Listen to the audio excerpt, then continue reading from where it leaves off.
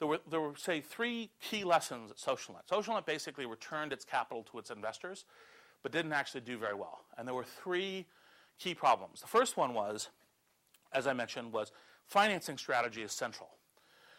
So in 1997 to 1998, and we raised our second round in late 1998, all of our competitors were going to the market and saying, we're going to build these free websites that are going to have the whole world on them, and you should give us $40 million right, to go do that.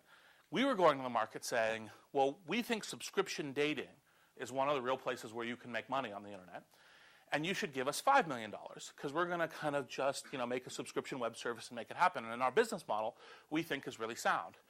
And the business model is sound if you look at Match.com and eHarmony and a bunch of other things now. But the problem was it was a wrong strategy at the time. Strategy at the time was everyone else was raising $40, $50 million and was going and advertising and buying deals and everything else with that money. And we were sitting here trying to make our little business model work, which in that financing climate was a dumb strategy. Your strategy has to reflect what your financeability is, right? And the one error, our error, which is an unusual one, is very frothy capital markets. All your competitors are going to be well capitalized. And if you undercapitalize relative to your competitors, you're screwed, right? The other one, of course, is can you actually raise money for this at all? Because if you can't raise money for it, and you're not attentive to what the financing market looks like for what you're doing, then you may also die because you have inadequate financing. Second thing I learned, right, and this is a very basic on consumer internet, is it's frequently said of retail that there are 3 words: location, location, location. In consumer internet, it's distribution, distribution, distribution. And matter of fact, one of the ways that when I'm talking to on panels and stuff about entrepreneurship and consumer internet is value of what you've built without distribution, approximate value 0, right? If you do not get distribution, value 0. Technology's not valuable, team's not valuable, doesn't matter. If you haven't acquired a whole bunch of users through generally natural organic means, virality is one. Most people use the word not knowing what it means, right? Viral distribution is one. There are other forms of distribution that are natural and organic that work.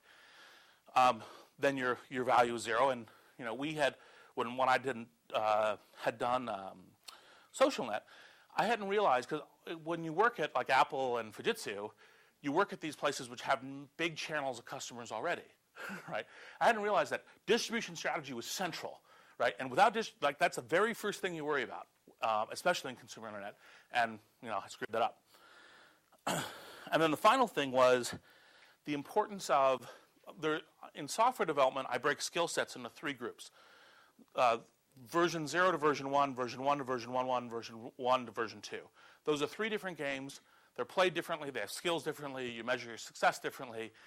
When you're doing entrepreneurship, you're doing the V0 to V1, and the game is very different. So say, for example, you go work at IBM, you get software experience for 3 years, that does not teach you how to do V0 to V1, right?